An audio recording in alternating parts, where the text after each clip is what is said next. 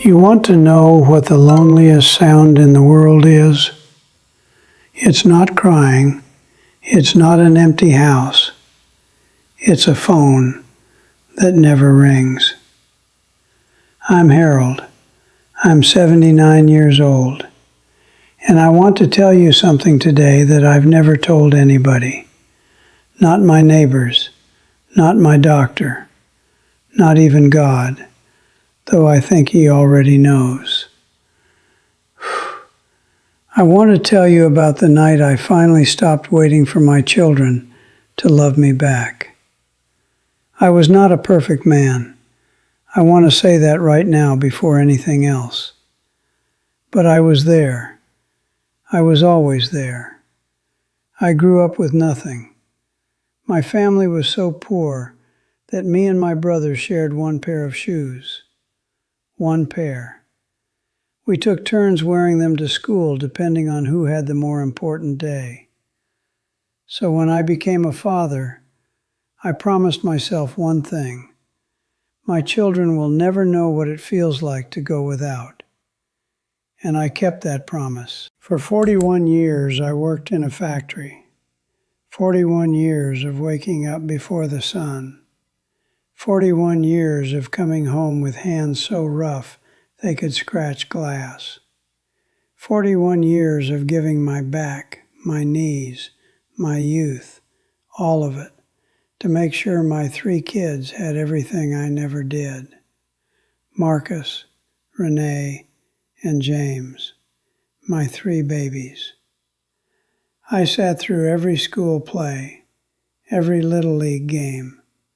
I drove through snowstorms to pick them up from parties at midnight, parties they thought I didn't know about. I paid for college, all 3 of them. I took out loans I was still paying off at 70 years old, and I never once complained about it, not once, because I truly believed that love works like a bank account. You put enough in, and someday it comes back to you. My wife Dorothy passed away 7 years ago. She was the kind of woman who could make a room feel warmer just by walking into it. Her laugh, Lord, her laugh was something else. Loud and full and completely unapologetic. When she died, I lost my best friend. But I told myself, I still have my children. I'll be okay. And at first, I was. They called, they visited, they checked in. But slowly, so slowly I almost didn't notice, things started to change. Marcus got a big promotion. The Sunday calls became every other Sunday, then once a month, then whenever he remembered. Renee moved across the country for her husband's job. I understood. I told her I understood, and I meant it. But understanding something doesn't stop it from hurting at 2 a.m. when the house is quiet and you can hear the clock ticking in the hallway. And James, my youngest, my funny little James, he got busy.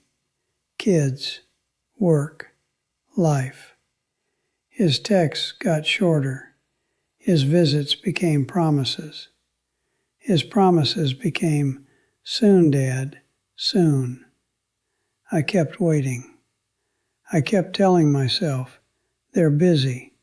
Life is hard. They have their own families now. That's okay. That's how it's supposed to be. So I started calling them. At first, my messages were cheerful. Hey son, just checking in. Hope everything's going well. Call your old man when you get a chance. I'd hang up and wait. Nothing. So I'd call again. And slowly, without even realizing it, my messages started changing. They got quieter, softer, like a man trying very hard not to sound desperate while he was being completely destroyed inside. "Hey baby, it's just me. I made that chili you always loved. Made too much of it again. You should come by sometime." Still nothing. "Marcus, it's Dad. Just calling to hear your voice. No real reason, just call me back when you can." Nothing. "James, it's Papa. I just wanted to talk to somebody today. That's all. Just someone to talk to. Call me back, son, whenever you get a chance." Silence. Always silence. I threw the chili away after 4 days, sat in my chair, stared at the wall. On my 79th birthday, I went to the grocery store and bought myself a small cake. The kind with the plastic roses on top that nobody really likes, but they sell anyway. I put one candle on it, sat alone at the kitchen table, and I watched that candle burn all the way down. I didn't make a wish. I had forgotten what to wish for. It was a Tuesday, nothing special about it. I called James in the morning, got his voicemail. Called again in the afternoon, voicemail again. That evening I picked up my phone to call one more time, and I just stopped. I don't know how to explain it exactly. It wasn't anger. It wasn't giving up. It was something quieter than both of those things. It was like a door closing, gently, not slammed, just closed.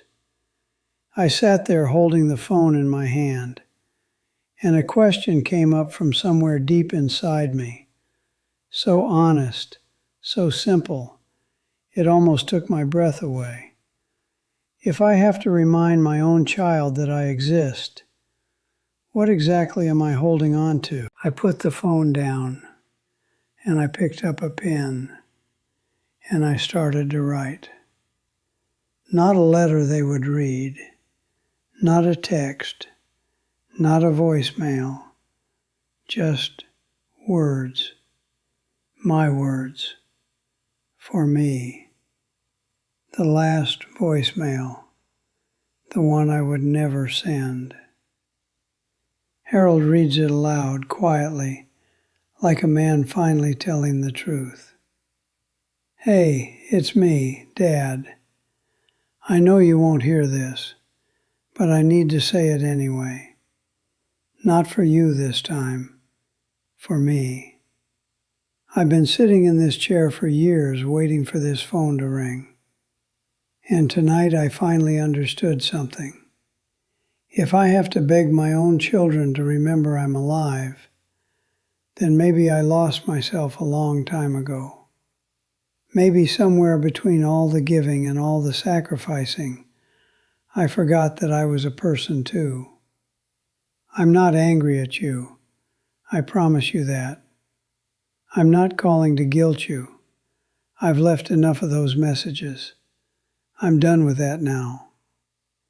I just want to say I loved you every single day, every cold morning at that factory, every school fee I struggled to pay, every game I sat through on frozen bleachers with a heart so full of pride it didn't even matter that my toes were numb.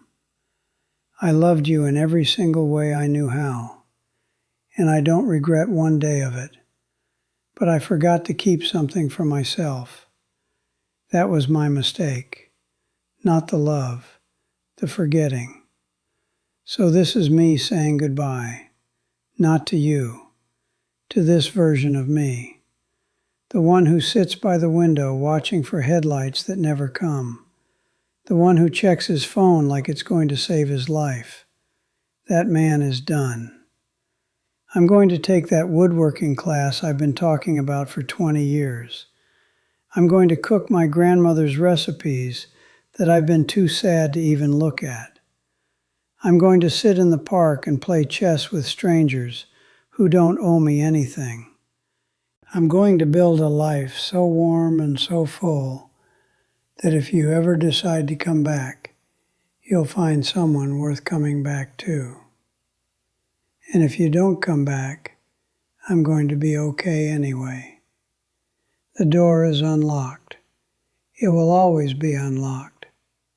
But I won't be standing in the doorway waiting anymore. I love you, always, Dad.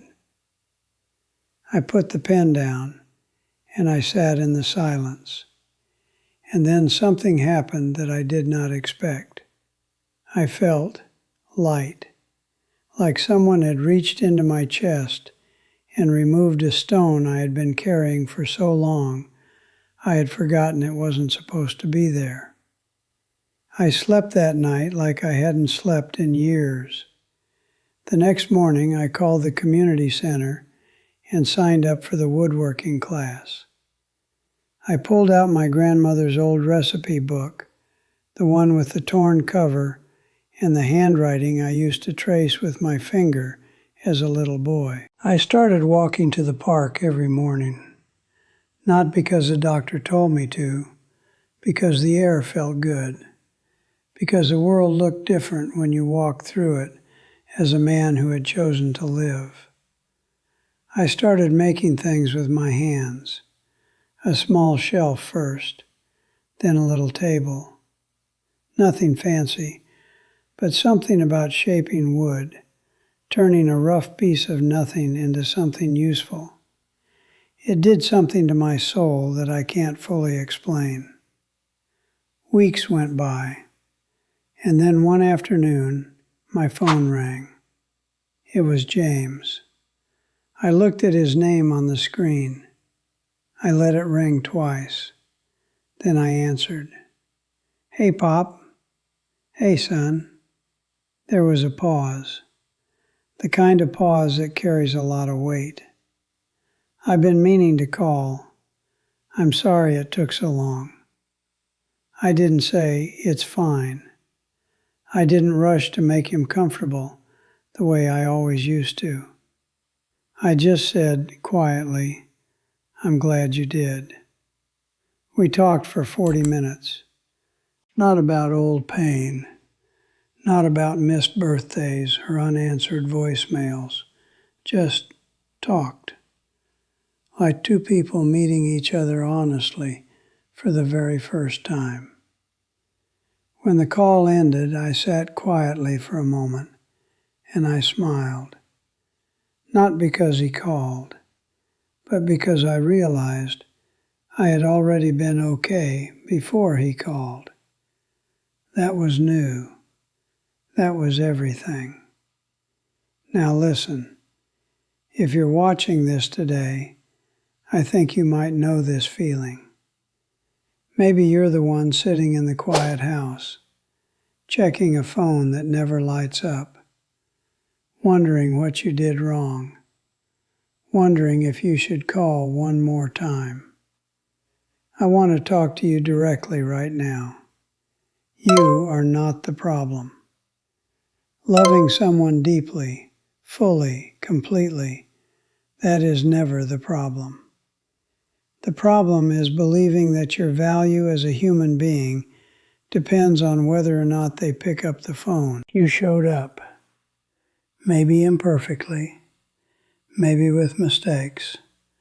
Lord knows every parent makes mistakes. But you stayed. You gave what you had. You loved the only way you knew how. And now, you owe yourself something. Not bitterness, not silence out of punishment, not a life spent staring at a door that doesn't open.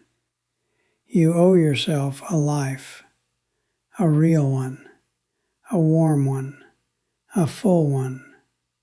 Stop calling. Not because you don't love them, but because every time you call and they don't answer, you are teaching yourself that you are not worth answering. And that is a lie. The cruelest lie you could ever believe about yourself. Build your garden. Pick up the thing you abandoned years ago. Cook the food that makes your kitchen feel alive. Walk outside. Talk to strangers. Make something with your hands. Learn something new. Go somewhere you've never been. Fill your life so completely with living that you stop measuring your happiness by who calls and who doesn't. Because here is the truth, the real truth, that took me 79 years to understand. When you stop chasing people and start living, something shifts. The people who left start to wonder, and more importantly, you stop needing them to come back to feel whole. Maybe they return, maybe they don't, but you will be okay either way. I never sent that voicemail, but the night I wrote it was the night I got my life back. My phone didn't ring this morning, but I'm going to the wood shop today. I'm making a table. Tonight I'm cooking a good meal, and I am going to live. The door is unlocked. It will always be unlocked, but I'm not standing in the doorway anymore, and neither should you. Get up. Go live.